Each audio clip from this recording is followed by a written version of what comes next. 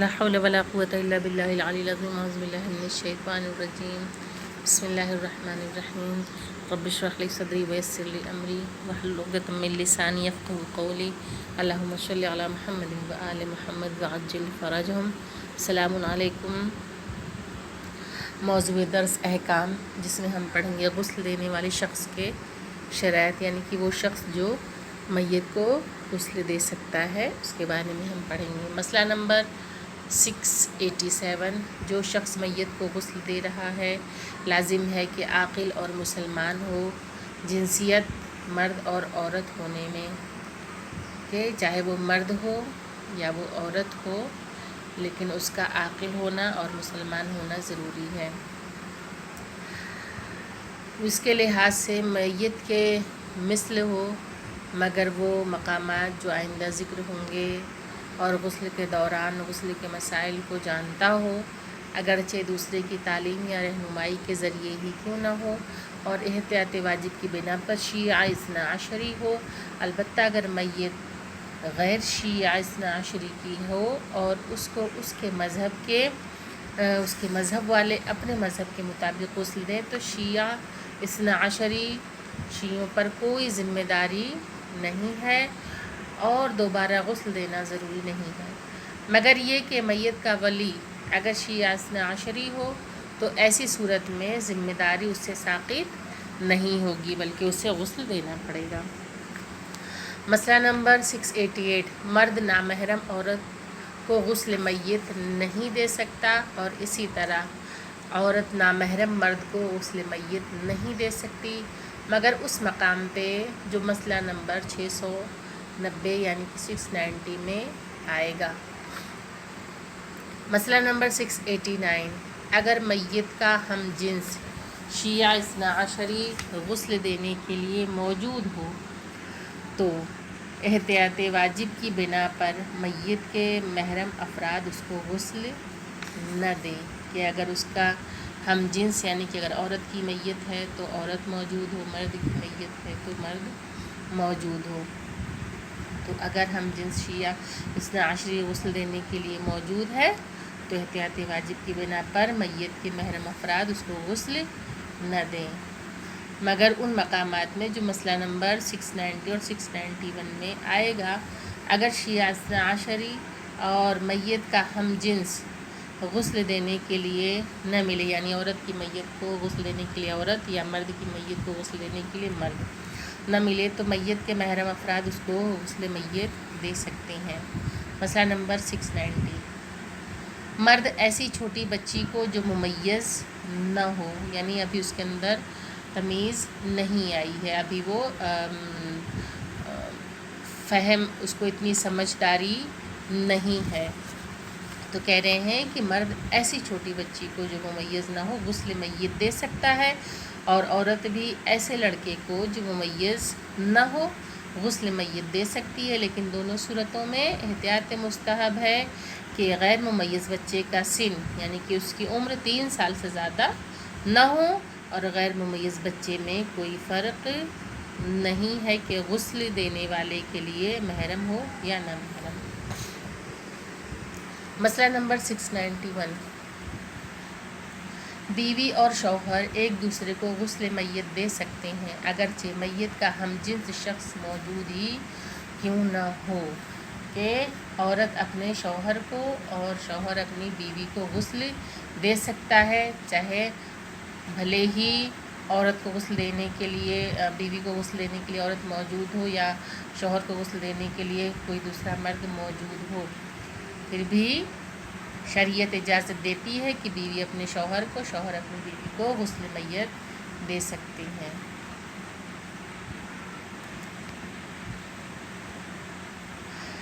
شرعی بیوی اور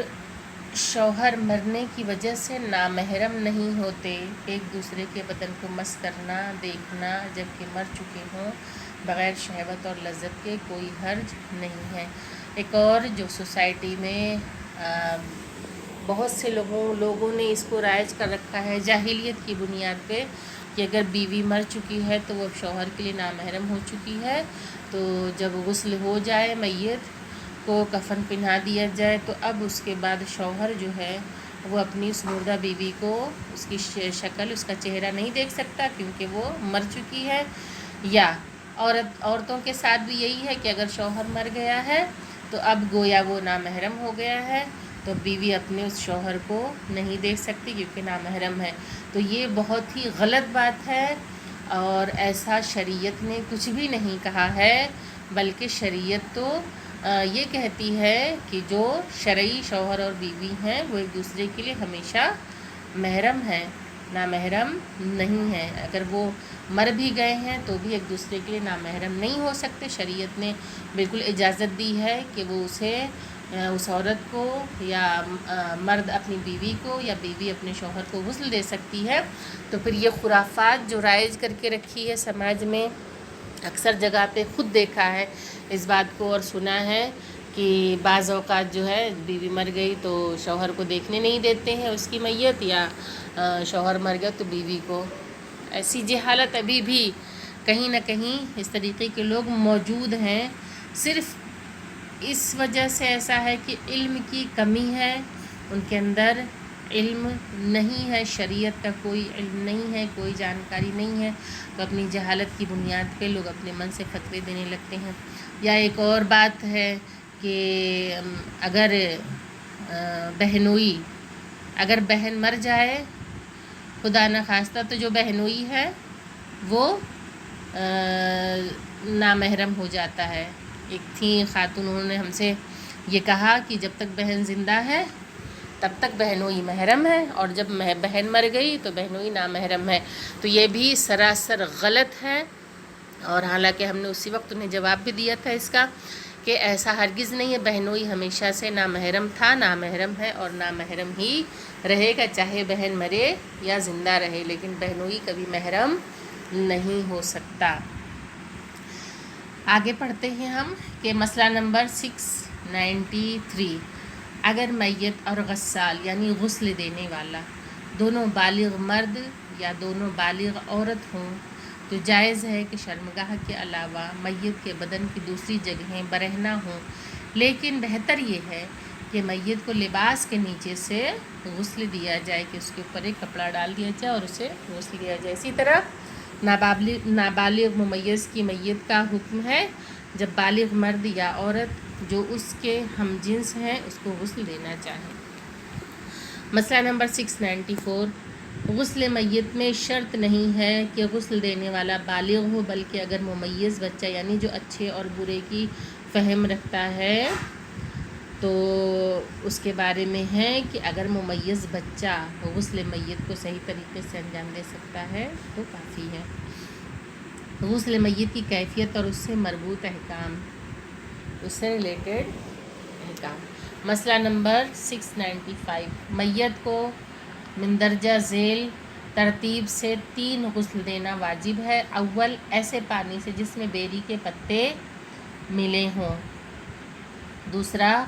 جو پانی استعمال ہوگا وہ ہے ایسے پانی سے جس میں کافور ملا ہو. اور تیسرا، خالص پانی یعنی بالکل خالص ہو، اس میں کسی چیز کی آمیزش نہ ہو. مسئلہ نمبر 697. ضروری ہے کہ بیری اور کافور اتنا زیادہ مقدار میں نہ ہو کہ پانی کو مضاف کر دے، اور اتنا کم بھی نہ ہو کہ یہ نہ کہا جائے بیری اور کافور پانی سے مخلوط نہیں ہوا ہے، کہ نہ ہی اتنی زیادہ کوانٹٹی ڈال دی جائے اس میں کہ بالکل پانی نظر ہی نہ آئے اور صرف بیری ہی بیری نظر آئے، اور نہ ہی اتنا کم ہو کہ اسے بیری کا پانی ہی نہ کہا جائے، بلکہ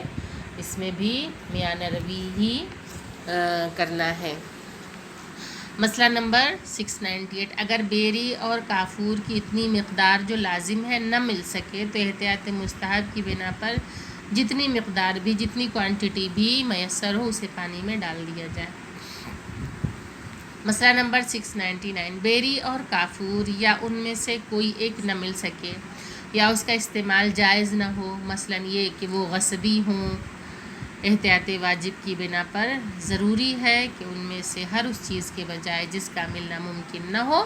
میت کو بدلیت کی قصد سے یعنی اس کے بدلے میں خالص پانی سے غسل دیں، اور مذکورہ 3 غسل کے علاوہ احتیاط واجب کی بنا پر ایک بار تیمم بھی کرایا جائے. مسئلہ نمبر 700، اگر حالت احرام میں کوئی حالت احرام میں مر جائے تو اسے کافور کے پانی سے غسل نہیں دینا چاہیے اور اس کی جگہ خالص پانی سے غسل دینا ضروری ہے، مگر یہ کہ وہ حج تمتع کے احرام میں ہو اور اس کا طواف اور طواف کی سعی نماز دونوں مکمل کر چکا ہو، یا یہ کہ حج قران یا افراد کے احرام میں تھا اور اس نے اپنے جو حج کے شرائط ہیں اس کو انجام دے چکا ہو، کہ اگر وہ حالت احرام میں مر جائے تو اس کے بارے میں ہے کہ اسے کافور کے پانی سے غسل نہیں دینا ہے، بلکہ اس کے بجائے خالص پانی سے دینا ہے، اور سعی وغیرہ مکمل کر چکا ہو، یا حج قران یا افراد کے احرام میں ہو اور سر منڈا چکا ہو، تو ان دو صورتوں میں وہ اس کو کافور کے پانی سے غسل دینا ضروری ہے۔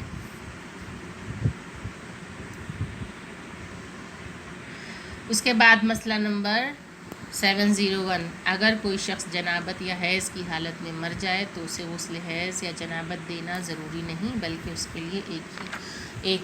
کے لیے وہی ایک غسل کافی ہے، کہ الگ الگ غسل دینے کی ضرورت نہیں ہے، بلکہ غسل میت دے دیا وہی کافی ہے۔ مسئلہ نمبر 702، احتیاط واجب کی بنا پر میت کے ناخن کاٹنا جائز نہیں ہے، اگرچہ بڑا ہی کیوں نہ ہو، یعنی کہ اس کے جسم سے کسی چیز کو جدا نہیں کرنا ہے۔ اسی طرح احتیاط واجب کی بنا پر میت کے بدن کے بال کو مثلا سر یا داڑھی یا بغل یا شکم کے نیچے کے بال چاہے اکھاڑنے، نوچنے یا مونڈنے یا اس طرح کی کسی بھی طریقے سے ہو، ان کو زائل کرنا جائز نہیں ہے۔ میت کا تیمم، مسئلہ نمبر 705، میت کو اس وقت تیمم دے سکتے ہیں جب پانی نہ ملے یا پانی کا استعمال شرعی معنی رکھتا ہو، مثلا یہ کہ میت کے بدن ٹکڑے ٹکڑے ہونے اور گوشت، کھال یا ہڈی کے نکلنے کا موجب ہو، جس کی مزید وضاحت مفصل کتابوں میں موجود ہے۔ مسئلہ نمبر 706، جن مقامات میں میت کو تیمم دیا جاتا ہے لازم ہے کہ تیمم دینے والے کے ہاتھ کے ذریعے میت کو تیمم دیا جائے، نہ کہ میت کے ہاتھوں کے ذریعے، اگرچہ احتیاط مستحب یہ ہے کہ تیمم کروانے والے کے ہاتھ کے علاوہ اگر ممکن ہو تو میت کے ہاتھ سے بھی اس کو تیمم دیں اگر پاسبل ہو تو۔ مسئلہ نمبر 707، جن مقامات میں میت کو غسل نہیں دیا جا سکتا ہو اور اس کو تیمم دینا وظیفہ ہو تو وظیفہ شرعی کے انجام دینے کے قصد سے میت کو ایک بار تیمم کرانا کافی ہے، اگرچہ احتیاط مستحب یہ ہے کہ میت کو 3 تیمم کرایا جائے جو 3 غسلوں کے بدلے میں ہو، اور 3 تیمم میں سے ایک میں ما فی الذمہ کی نیت کرے۔ مسئلہ نمبر 708، میت کے تیمم میں ان شرائط کے علاوہ جو خود انسان کے تیمم کی فصل میں بیان ہوئی بعض دیگر نکات اور شرائط بھی ہیں، مثلا تیمم کروانے والا نیت اور قصد قربت رکھتا ہو، میت کو تیمم کرانا ممکن ہو، پانی ملنے سے یا میت کو غسل دینے کی قدرت سے نا امید اور مایوس ہو، تیمم کے شرعی ولی کی اجازت سے انجام دیا جائے، تیمم جو میت کا شرعی ولی ہو اس کی اجازت سے انجام دیا جائے، اور تیمم کرانے والا غسل دینے والے کے شرائط رکھتا ہو، جو شرطیں آپ لوگوں کو بتائیں گی۔ شرطوں میں سے ہر ایک کی وضاحت مفصل کتابوں میں موجود ہے۔ یہ رہا آج کا درس احکام، جو بھی اس میں سمجھ میں نہ آیا ہو اسے واٹس ایپ یا ٹیلی گرام پہ ضرور آپ لوگ پوچھئے گا۔